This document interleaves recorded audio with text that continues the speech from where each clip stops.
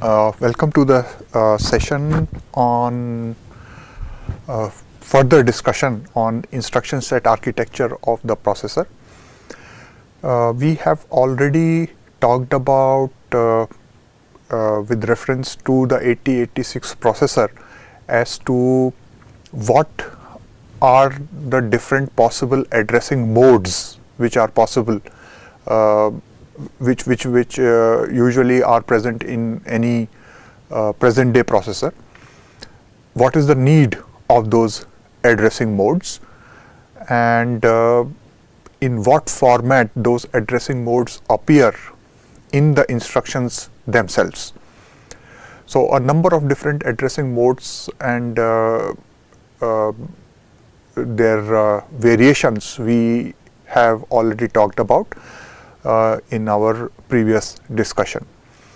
We had also checked out what is going to be the impact of having different number of addresses in the instruction. So for example, I might have an instruction set architecture where all my instructions only have 2 operands, or I might have an architecture where the instructions are a single operand instruction, or I might have a 3 operand architecture. So what is the impact of having different operands in the instruction set is what we had also seen previously. So if you would recall, we had said that if you have a, for example, if you have an architecture which supports 3 operand instructions, then to solve a particular task, the number of instructions that you may require would be X. While if you want to solve the same task with architecture where the instructions are only 2 operand instructions, you may require Y number of instructions, and you would notice that Y is going to be greater than X. So lesser is the number of operands available in a particular instruction, more are going to be the number of instructions that you will require to do a particular task. But then, since the number of operands available are less, the instructions themselves are going to be comparatively much less complex, and their implementation on the underlying architecture is going to be much more easier. Hence, these instructions will also execute faster. So, a smaller number of instructions in a program does not always mean that you are going to take lesser amount of time for execution of the program. So you might have 2 programs written to do a particular task, and in one program you have X number of instructions, in another you have Y number of instructions where Y is greater than X, but it may so happen that the program with Y number of instructions executes faster than the program with X number of instructions. In particular, we had seen one example, and this was an example where we were trying to solve a simple task. We were saying that we want to solve the equation y is equal to a minus b divided by c plus d into e, and we solved it on a 3 address machine, we solved it on a 2 address machine, and we solved it on a 1 address machine.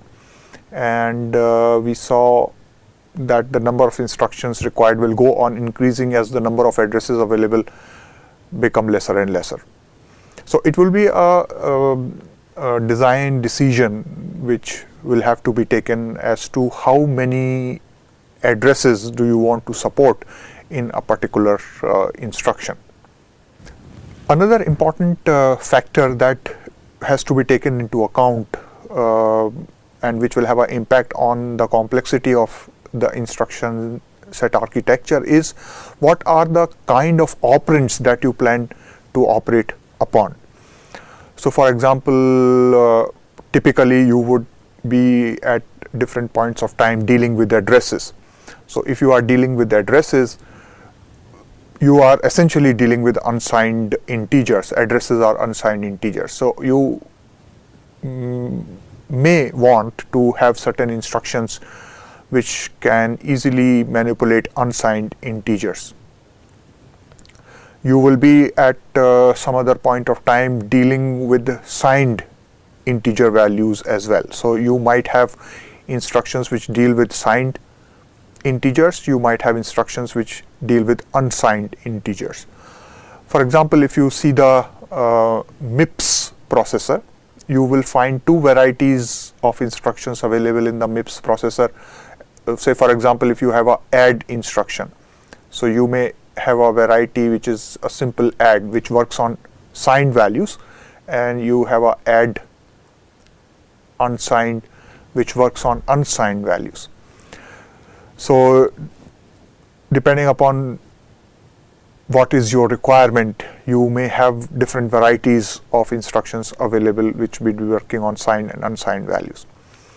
Similarly, you might be working on floating point instructions as well. So if you are working with floating point instructions, you should have instructions which will be able to handle floating point values.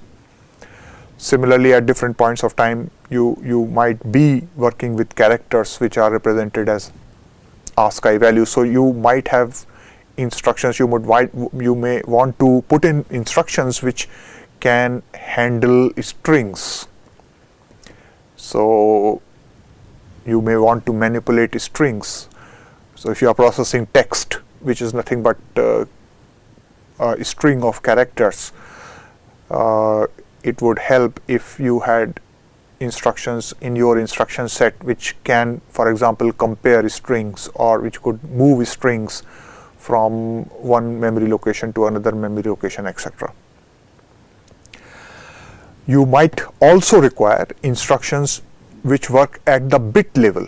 So this could be logical data on which you want to do ANDing or ORing operations to be able to decipher a particular condition if it is present or not. And for that you may require to operate at bit level. So instructions which can work at bit level is what you may require. Meaning to say that the type of operand, whether it is signed, unsigned, integer, or floating point, or ASCII, is also going to dictate the kinds of instructions that you will have in your instruction set architecture. Finally, once you have decided on that this is what your instruction set is going to consist of, finally these instructions have to be executed on the hardware of the processor. The processor hardware would understand only the binary values in which these instructions are coded.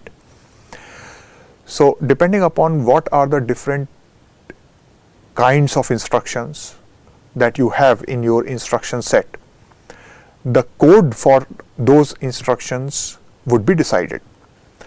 If we just take an example of the 8086 processor and check out how do the machine codes for the 8086 processor's instructions look like, we can understand it with the help of one simple example, and the example with which we can work would be the move instruction example.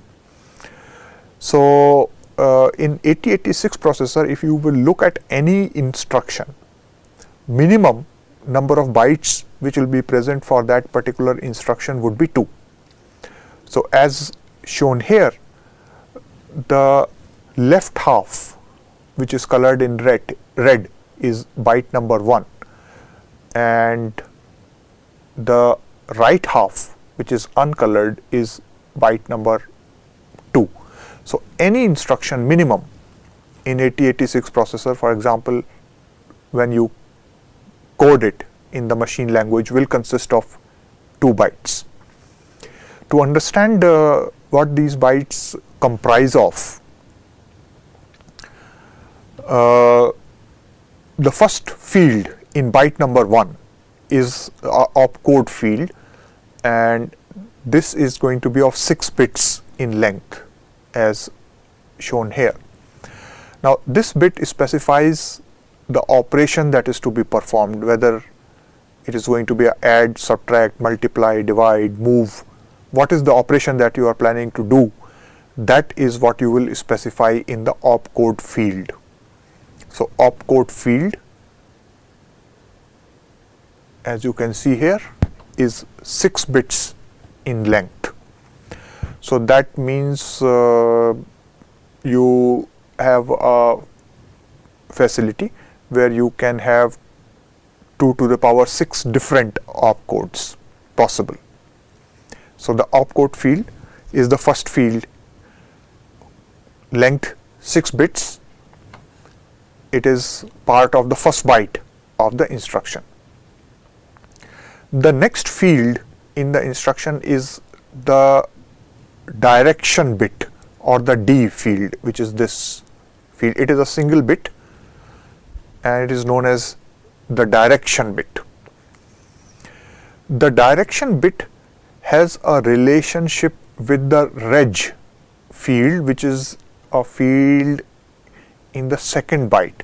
So the direction field here has a relationship with the reg field here. The idea is that typically you will have an instruction in 8086 where you will be having 2 operands. Now one of the operands has to be a register.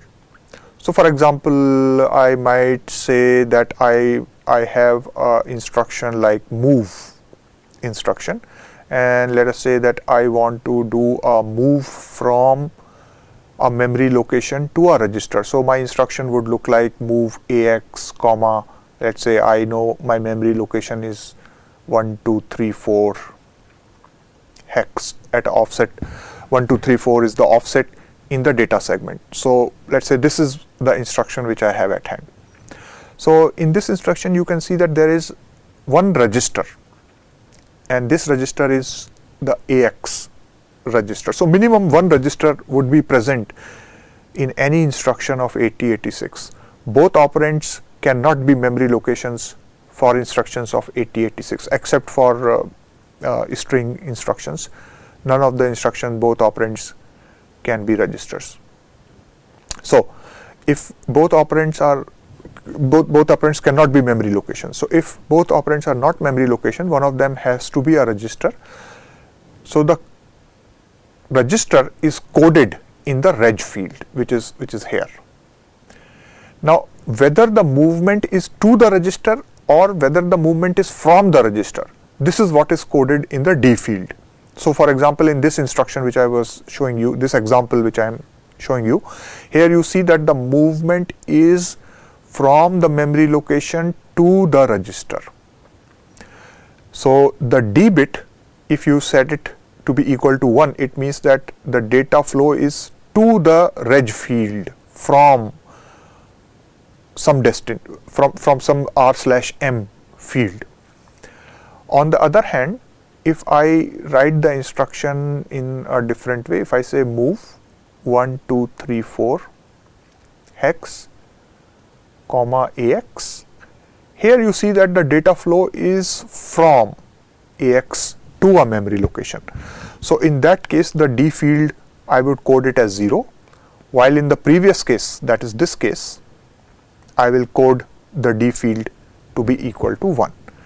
So the D field essentially tells me what is the direction of movement of data with reference to the register which is coded in the reg field. So whether the data is getting moved into this register or whether the data is getting moved from this register.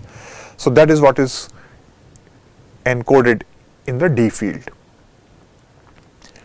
The next field in the first byte is another single bit, which is the W field. So this W field is actually telling us about the width of the data or the size of the data.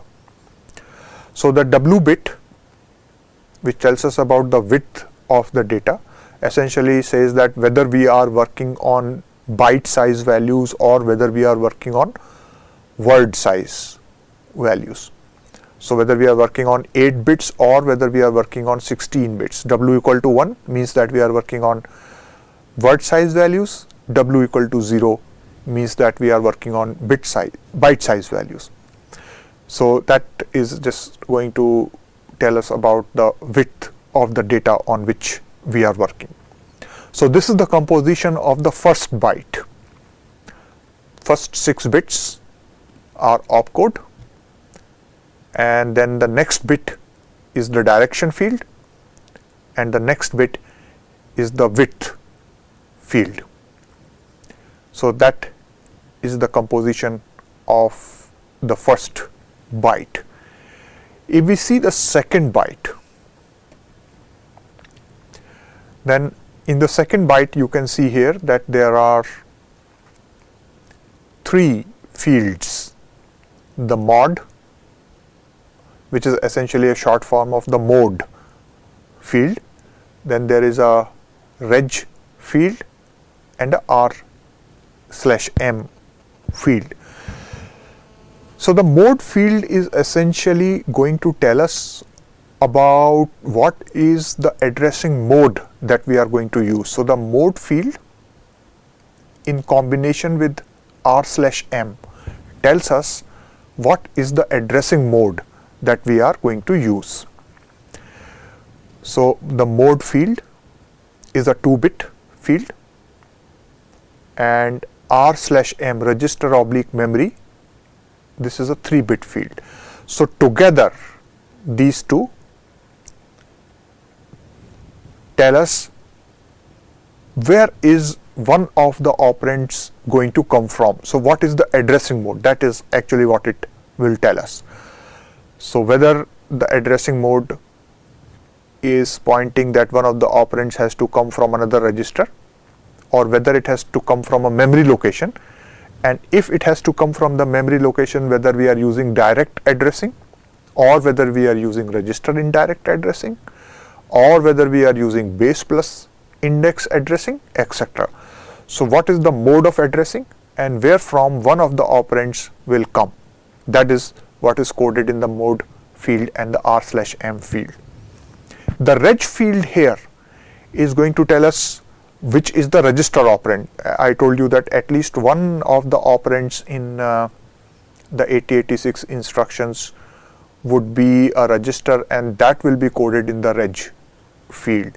It is possible that both the operands might be registers. So in that case, one of the operands will be coded in the reg field, the other would be coded in r/m. If one of the operands is a register and another is a memory location, then the register will be coded in the reg field, and the memory location, how I am going to access it, that will be coded in the mode field and the r/m field. So we will just see a few examples and understand how this is going to work.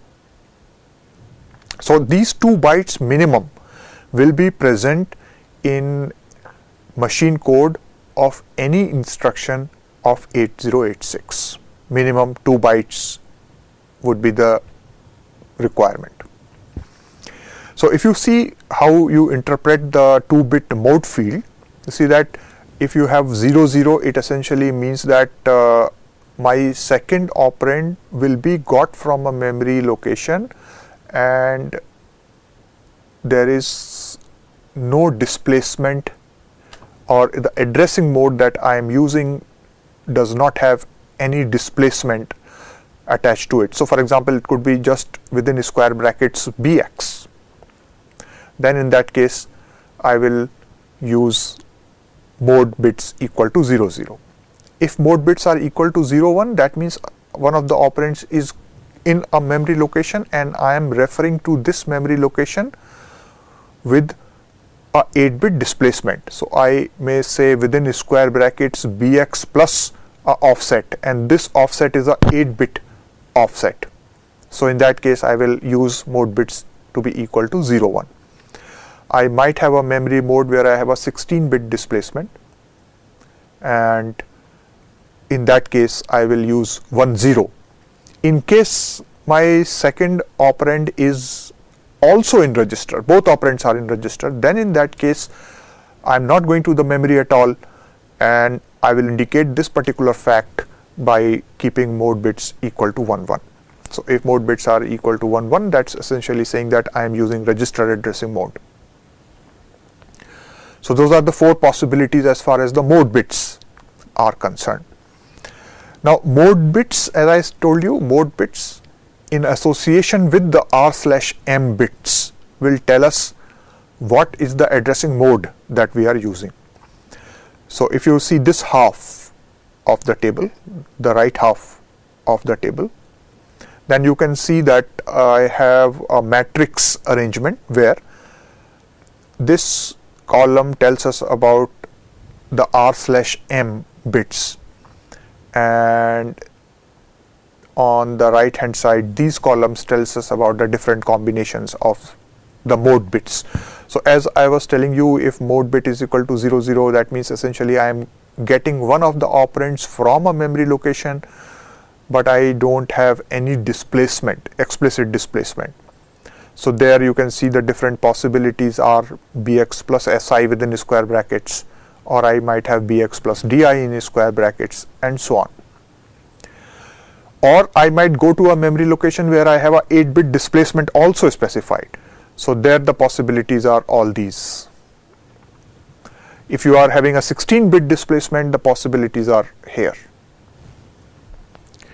So the different combinations of mode and r/m will be used to specify exactly where is one of the operands from memory going to be fetched, how it is going to be fetched.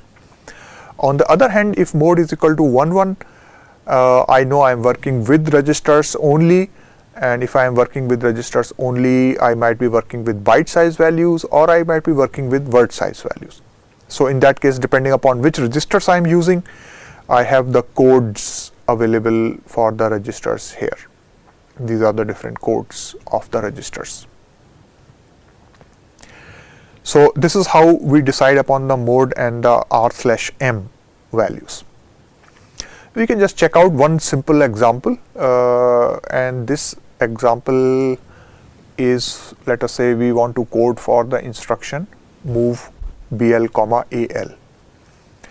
So move BL comma AL instruction, if we want to do, then for this instruction I know that the addressing mode is register addressing mode. Both the operands are in the register.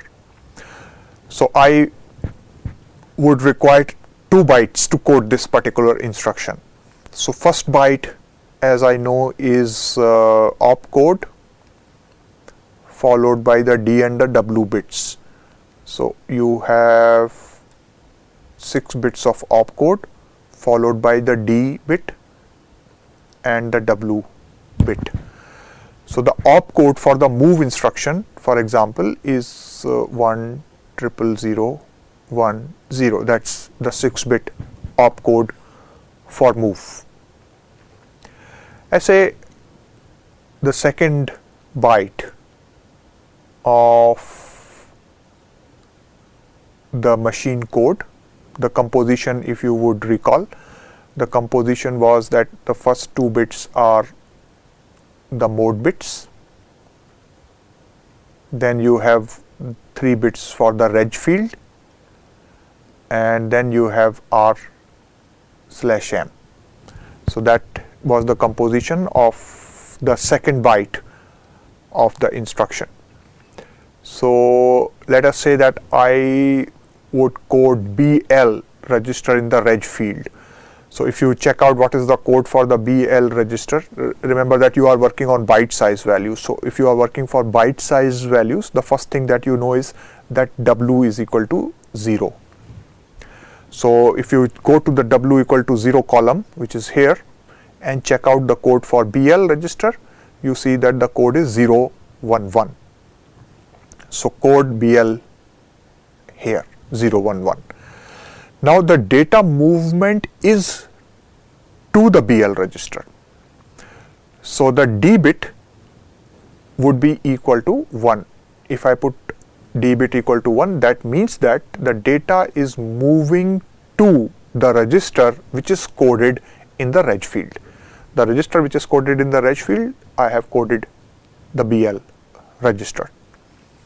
So then in this case you can see immediately that the D bit is equal to 1.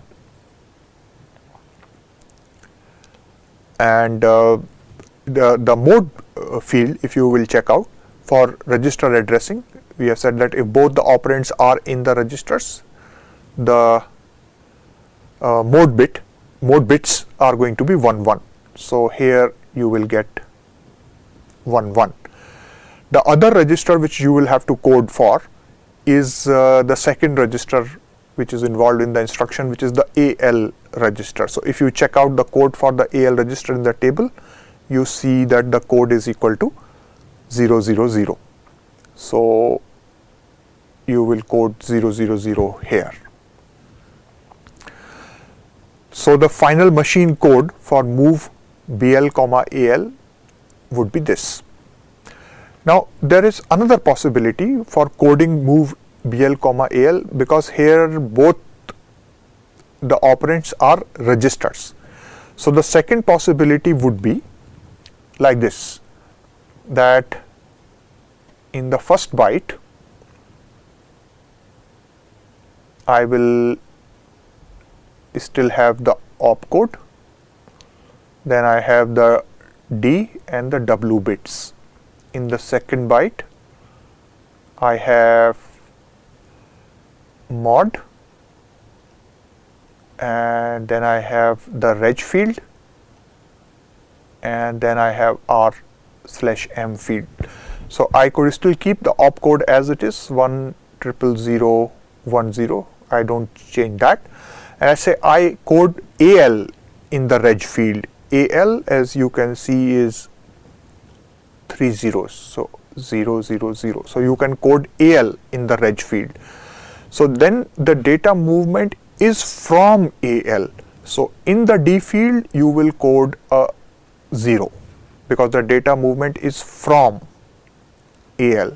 The width of the data is still byte, so this will also be 0. The mode bits will be 1 1, because you are using register addressing. Both the operands are in registers. And the r/m would code for the second register. The second register for us now is the BL register, and the code for the BL register is 0 1 1. So I will code for that here. So this is another possibility. So there are two possible machine codes for move BL comma AL, and this is how you can code them. We can do one or two more exercises. Let's say that we want to code for the instruction move within square brackets DI comma AL. So what would the code look like? So you will always take help of this table here, which lists all the possibilities. So if we check out what is going to be the composition, you can see that I will, for the first instruction move within square brackets DI comma AL, I will have 2 bytes. The first byte would be, as previously, the opcode, the direction and the width, and the second byte would be mode, register and r/m. So the opcode for move will still remain 1000010. So those are the 6 bits for the opcode. The register, in this instruction now you can see that this is register indirect addressing mode. So in the register indirect addressing mode, one of the operand is a register, another operand is a memory location. So the register which we have to code for is AL. The code for the AL register, if you can check it, is all zeros. So code for AL here. Now the movement is from AL to the memory location. So as the movement is from AL, the direction bit is set to 0. The size of the movement is a byte size. You are moving something which is in AL. AL is a byte size register. So the size of the movement says that W should be equal to 0. Now you have to check for the second operand. How do you code for the second operand? Remember that the mode bit and r/m will combinedly tell you from where you have to get the second operand. So if you see the second operand, you don't have any displacement. So the mode bits are going to be 0, 0. There is no displacement. Mode bits are going to be 0, 0. And then within the square brackets, you are using di. So the mode bits will be 0, 0. And as you are using di, the code for that is going to be 1, 0, 1. So this is what the code for move within square brackets di comma al going to be like. Let's do one last example. I think this should be sufficient for you to work out any other combination. So let's do this add instruction. So once again, I would have one byte where I will have opcode, the D bit and the W bit. I will have the second byte where I have mode, reg and r/m. So let's first compose these two. So here would be the opcode corresponding to add. So whatever be the binary combination which represent binary combination of 6 bits which represent the add operation to be done, that will be in the opcode field. The second thing is that the register in use here is the AX register. So if you see the code for the AX register, you will see that the code for the AX register is all zeros. So code AX here. Now you are working with a word size value because AX has 16 bits in it. So you are working with a word size value. So W field should be equal to 1. The movement is from the register to the memory location. So since it is from the register, the direction bit should be set to 0. So that's the D bit. The second thing is that for the second operand, you are using a displacement, and this is a 16-bit displacement that you are using. 1, 2, 3, 4 in hexadecimal will finally result in a 16-bit binary displacement. So the mode value that you will use would be 1, 0 because it is a 16-bit displacement. And then the combination that you are using is BX plus SI plus a 16-bit displacement, which is this field here. So if the corresponding r/m code you see, the corresponding r/m code is all zeros. So put all zeros here. So this will be the second byte of the instruction. Then you have to code for the displacement. The displacement will also be part of the instruction. So the next byte is going to be 34 hex for the instruction, and the next byte is going to be 12 hex for the instruction. Since it is a little Indian format that you use 34, which is the least significant, would be at a lesser address, and 12, which is the most significant, would be at a higher address. So the instruction code, the machine code for this add instruction will comprise of 4 bytes, and this is the composition of those 4 bytes.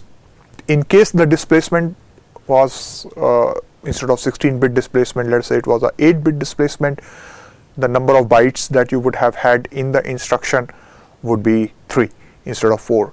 It would be 3. So these examples just shown you that what is the change, or what is the requirement from the coding, machine language coding point of view, that you will have to satisfy depending upon what are the different addressing modes that you have in your instruction set. And ultimately it is these instructions which are coded in the machine language that will be executed by the underlying hardware. If you just check out a small assembly level program to just see the concepts that we have discussed till now. So let us say that I just wanted to write a small program which copy the contents of a block of memory.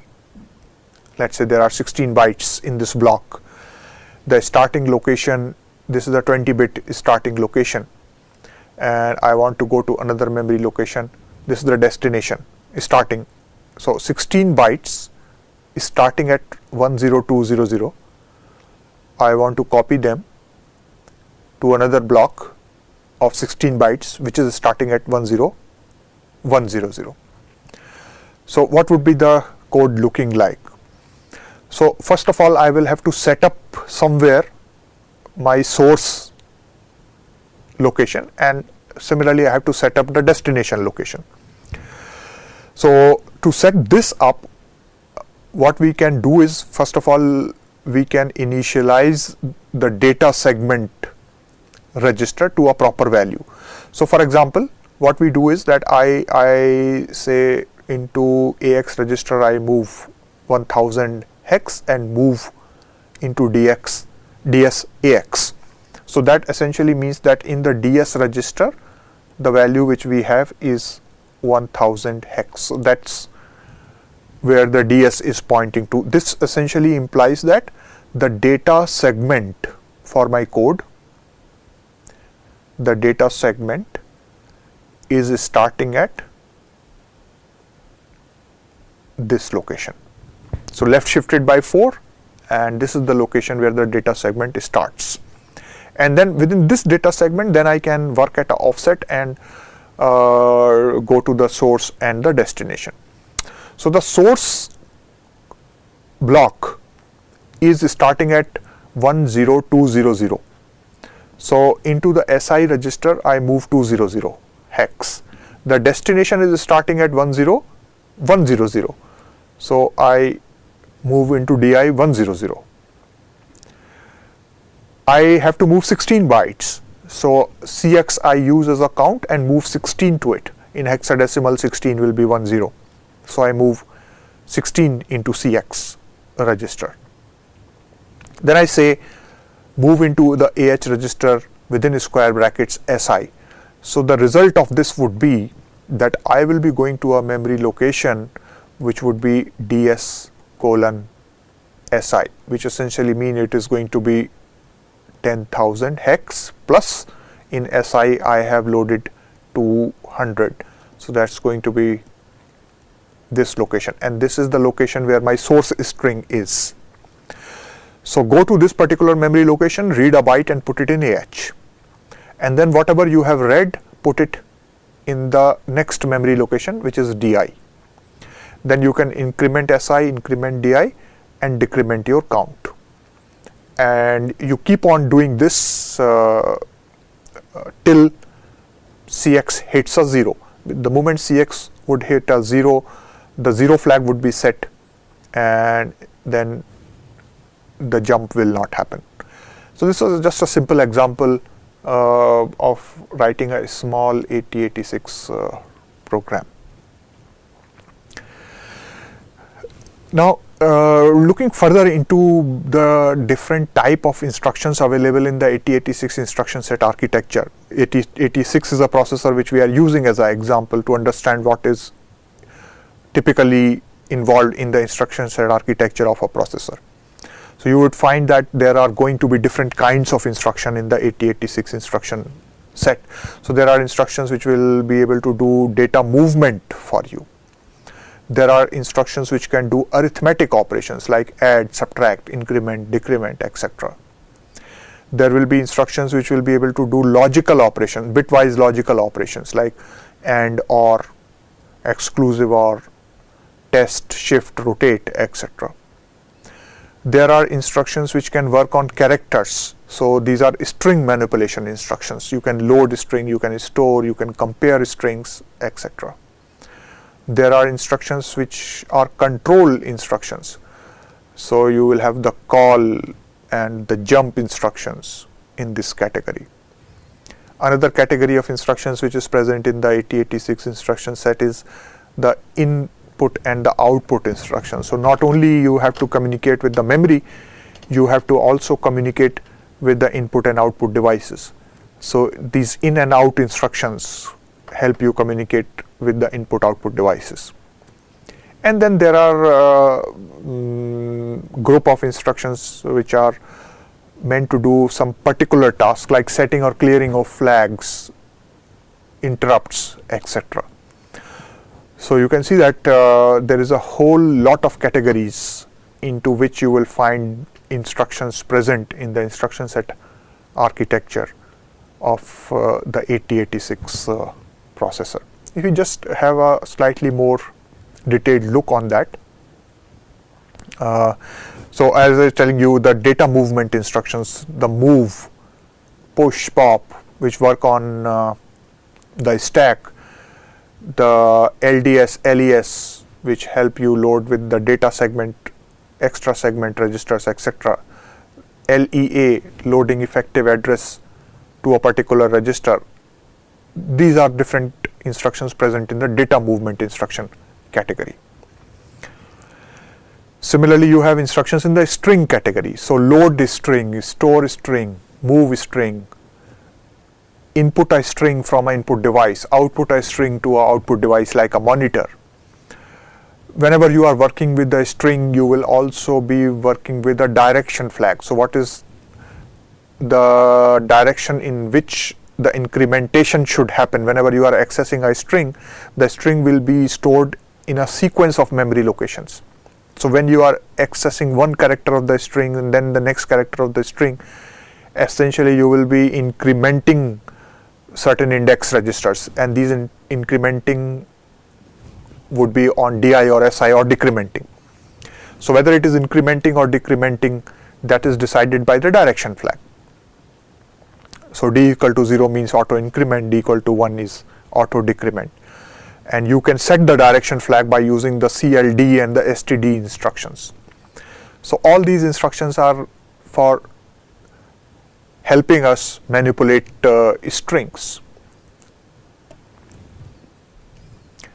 There are of course instructions which will help you do arithmetic and logical operations. So for example, add, subtract, compare, all these instructions are in the arithmetic category. You have a set of instructions which can work on bit size values, which are logical instructions, and, or, test, etc. You can shift and rotate values. You can do comparisons on strings. So you can scan a string for locating a particular character, and you can compare strings to find out whether they are equal or not. So these are the different instructions available in the arithmetic and logical category. You have a whole lot of instructions available in the program control category. You have unconditional jump instruction. Then you have a whole variety of conditional jump instructions. Jump on no carry, jump on carry, jump on no overflow, jump on overflow. So JO, JC, etc. So there is a whole variety of instructions, jump instructions, which can change the flow of program depending upon a particular condition. They just check a particular condition and change the flow. This is just a detailed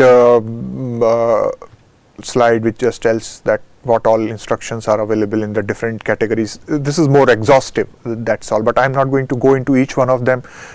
The basic idea is that you should understand that you would have different categories available in the instruction set, and in each category you will have, depending upon your requirement, multiple instructions. So this is the set of data transfer instructions. Similarly, arithmetic and logical instructions, a whole lot of instructions are available here, and quite a lot of arithmetic and logical instructions are available in the complete instruction set. these are the control instructions which are available. Complete list of the control instructions. Conditional and unconditional jumps, etc.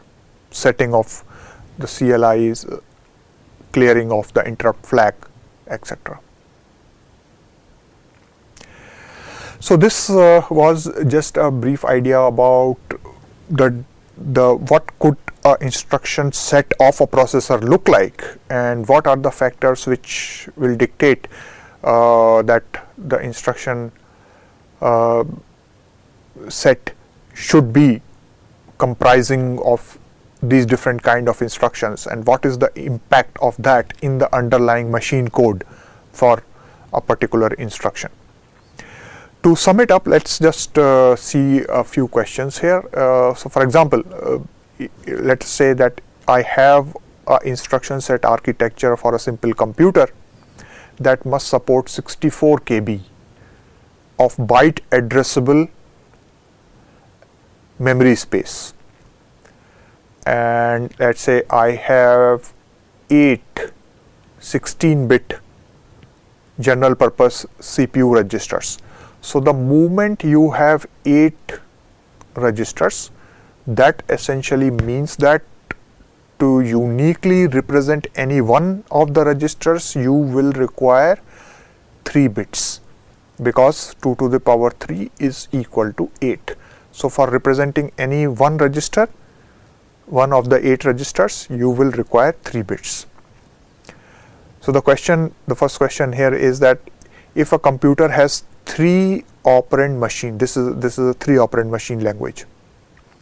So they operate on contents of 2 different CPU registers to produce a result that is stored in a 3rd register.